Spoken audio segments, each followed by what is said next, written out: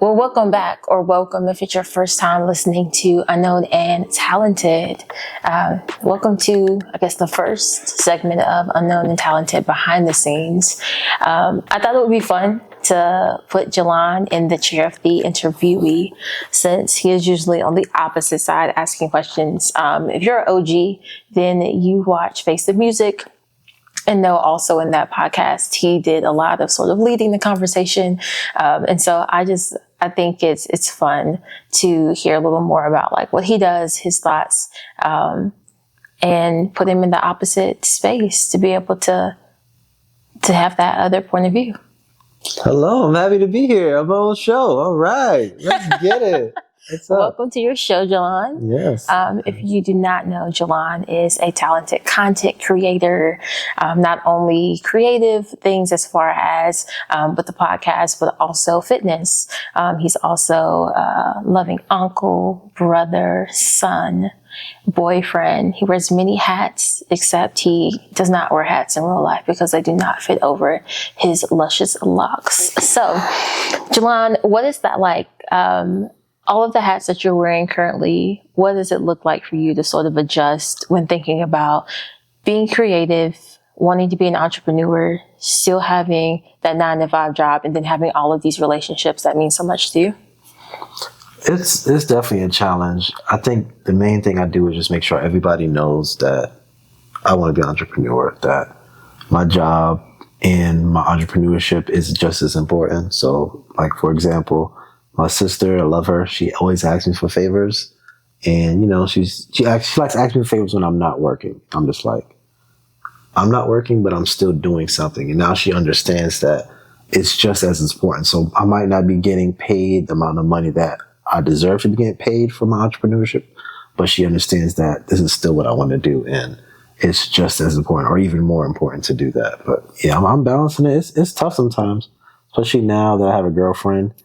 I don't think she introduced herself, so this is my girlfriend, Charnae. But just even having her, like, I always dreamed of having a girlfriend, want to start building a family, but not really understanding what that was going to take. You know, not understanding that, you know, the weekends where I'm usually just here creating all day long, so I have to give her time as well, because, you know, that's what you wanted, right? You want to get a family one day, and you're going to have kids, you're going to have a lot of distractions. So it's just trying to learn how to balance everything now. So when I know that I do have my kids and everything, and I have my family, that I'll be ready to balance it. Yeah. I think I love the word you use, balance. I think in entrepreneurship, sometimes people think that I think we use the word sacrifice, and sacrifice is a beautiful thing, right? But I think sacrificing can sometimes be in a space where, like, you have to lose something, right? Like you can have the relationship and can't have it. You know, people saying you can't have it all. But I see so many people, I think in our generation, leading the sort of charge of saying like, hey, I'm a husband and I have businesses and I have children and I have friendships, and, you know, and being all of these things in a way that's not lessening their ability to still do the work that they're passionate about. And so I think that that's needed, more people talking about what it looks like to balance that, honoring all of those relationships, and then still being able to create.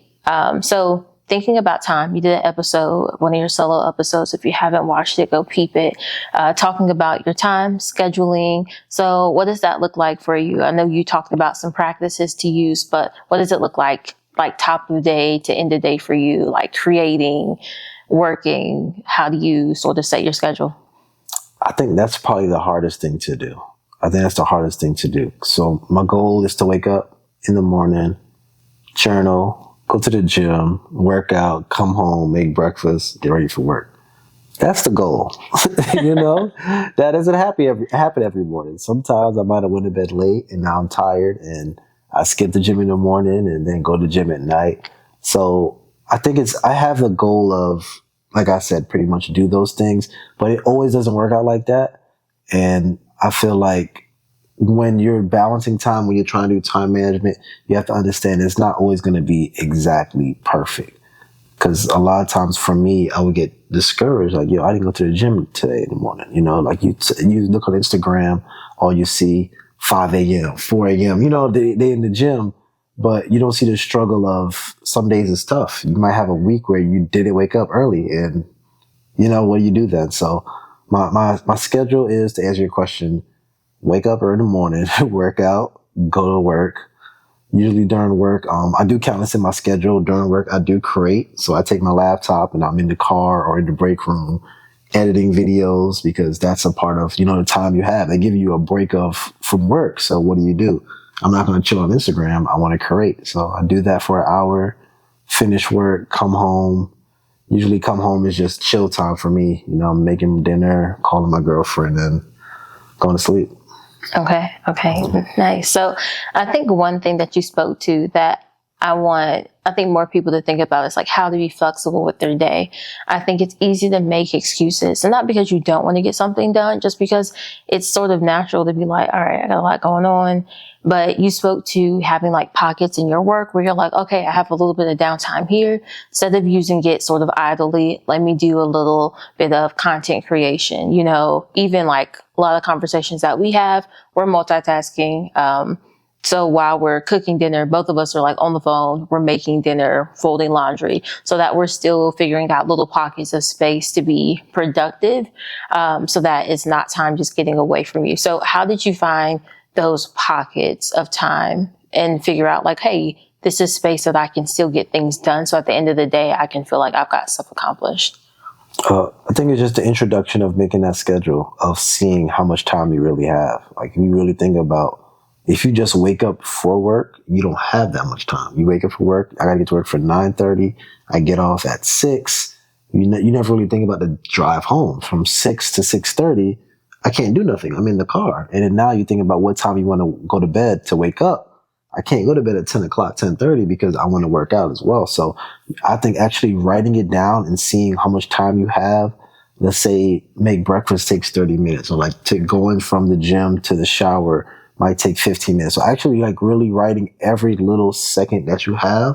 And then now you realize that, okay, I got time here that I might be wasting on something like lunch. Like that's a full hour. It takes me like 10 minutes to eat, 20 minutes to eat. That's 40 minutes of being productive that I don't have to chill at work, because I don't have that time at home. So just writing it down, that's going to help you manage your time better. Yeah, no, I love that. So again, Jelan, he's my boyfriend. That's my sweetie. We like to vision board. We like to like set intention. So writing things down. We did a training in my work, just talking about how people who set goals, 30% more likely to achieve goals. And I think that percentage goes up for people who write things down. So we try to be really intentional about writing things down, setting intentions. I think when you think about writing things down, some of the things you've intentioned, what are some things going into Q3? At the time we're filming this, we're at the end of June. What are some things that you are intentioning for the second half of the year? Some stuff I can't talk about, but we can. Yeah. But man, just a lot. I have a lot planned.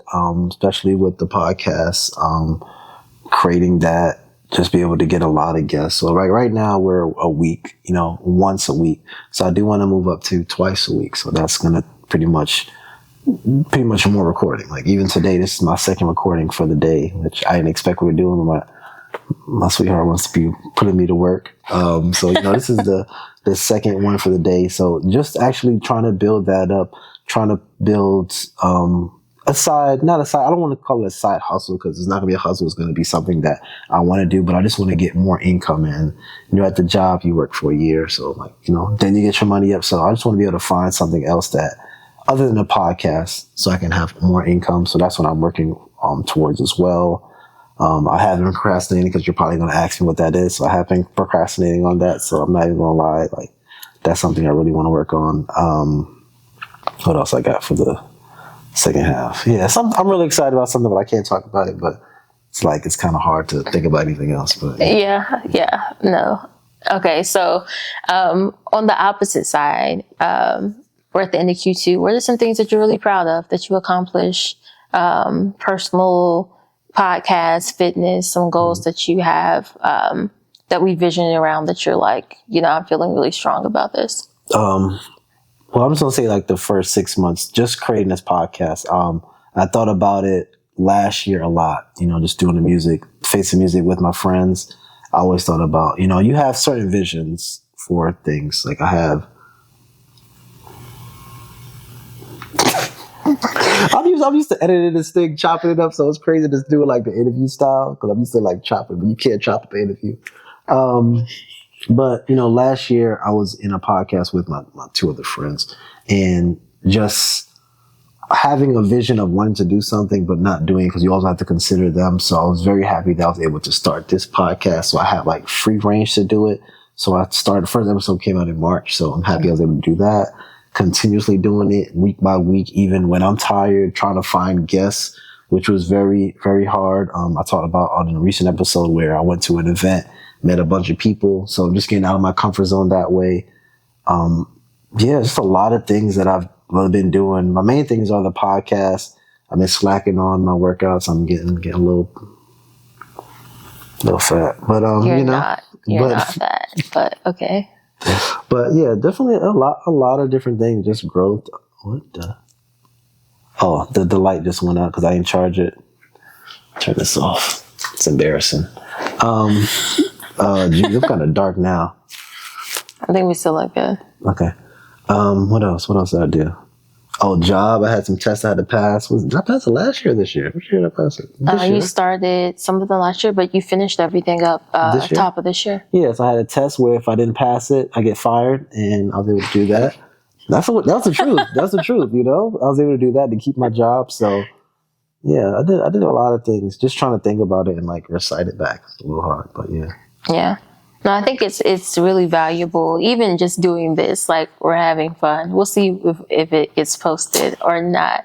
I ain't gonna lie, she's doing really good. I'm kind of upset that I didn't make sure I get this like real, but she's doing. I'm not gonna say what I didn't do, but yeah. But I like you said, just taking those moments to recite it back. I think acknowledging growth and like how much you've accomplished is something that we don't always take time to do. Like we're still always forward thinking about what's next. So I always like to have that duality of talking about like, okay, so what's next? But also like, well, what have we done so far? Like what has been accomplished this far? So that's exciting. All right. Hey, listen, I'm sorry. I'm the boss here. So what have you done so far that's exciting? Because you put me on the spot. Okay. Yeah. So I think for me, so I do a little content creation. I have gotten back into a groove of just creating again. I think I had sort of fell out of it. I also have work I do corporate, and I love the work I do corporate. It's sales, it's fast paced, it's a startup. It takes a lot energy wise, mental wise. And so I sort of had started slacking on creative things. So just getting back into a groove and being consistent, when it comes to the creative spaces that I want to influence in, and then thinking again about, other spaces that I know God has like called me to do, creative work in. I think, I'm getting more disciplined, even working out. I'm not nearly as disciplined as you are, but look, here to hear first. All right. But even in just once, me saying that for the past 6-7 months, once a week I worked out. For some people, even my friends, if y'all are watching, they was like, once a week, girl. I was like, look, I used to work out once a quarter. So I am proud of myself. I think just consistency is one of those things where it can be underrated. And I think sometimes we talk so much about how much you're doing with the consistency that we don't just say like, hey, even if you're just doing a little something consistently, you're still making strides. So I love the story of the tortoise and the hare, because I was like, baby, I'm that tortoise, honey. Okay. we are taking our sexy time over here, but we're going to get there eventually. So I think just being disciplined and consistent, when it comes to creative things, and then some of the projects that, are coming towards the second half of the year that we're really excited about. They're all produced out of this place of being consistent. Mm-hmm. Well, back on you. Back on me. Thank you. All right. So all work and no play can make you stressed out, can make you go out. So we talk a lot about work. But what are some things that you've been doing to wind down, in between all of the work that you're diligently doing? What are some things that just help you like unwind into the day, spaces that you give yourself for still self-care, mental care, so that you have the capacity to do the work that you're so passionate about? No, that's a great question. I don't think I do enough. I think that's probably what I don't think I do enough to just like relax. Like even listening to a podcast, I can't listen to a podcast without thinking of a topic for my podcast or thinking about, oh, that's a great way to ask those questions. So it's like sometimes I don't even want to listen to a podcast. I might just want to listen to music, or even if I'm in the gym listening to music, I got my camera because I'm creating. So I don't really have a lot of spaces of just relax.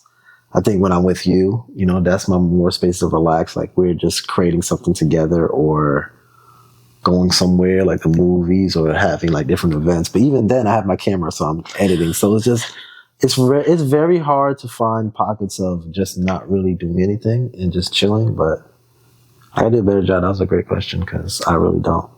We did watch a movie yesterday and I didn't edit. I didn't do anything. So that's probably... Hey, progress. I'm self-care queen. If you ever tap into my content, I'm all about relaxing, taking time, long baths, massages, pedicures, do those things. So I think we create that balance because when we started seeing each other, like Jelan, like off the gate is like very disciplined, and I'm off the gate very like, let's relax, like let's just chill, like let's just take a long walk and hang out. So I think that balance definitely is good. Having people in your life who help you navigate those spaces. So when it comes to like community, having your tribe, I think that's like that's what the kids say.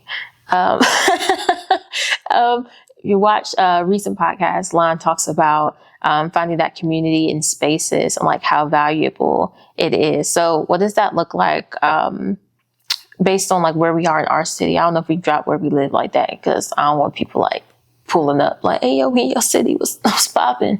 But for our city, what avenues are you thinking about as far as finding local community so that you have spaces like what you experienced in New York with other creators and entrepreneurs? I've been working on that during my lunch breaks. I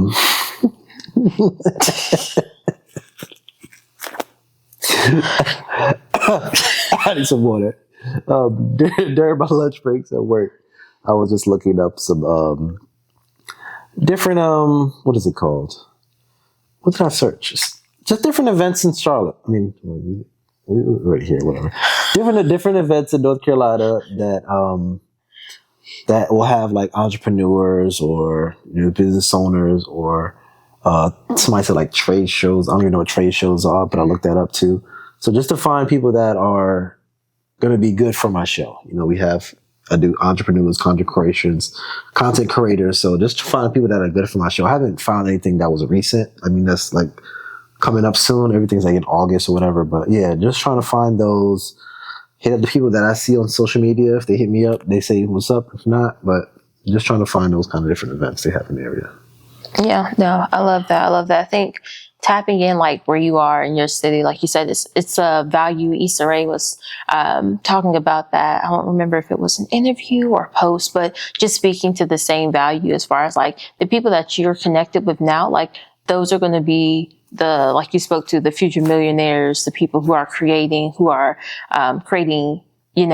game changing things. Even one of Lon's friends just created a new stream as far as like business that he's doing with his family. I think it was really powerful being there and seeing them as a family do that because there are just so many different ways that you can build generational wealth, that you can build income. It doesn't have to look the same for everyone. But I think just accessing that, knowing what it looks like for you, is a powerful thing. It's definitely something that everyone should be thinking about as far as what it looks like for them.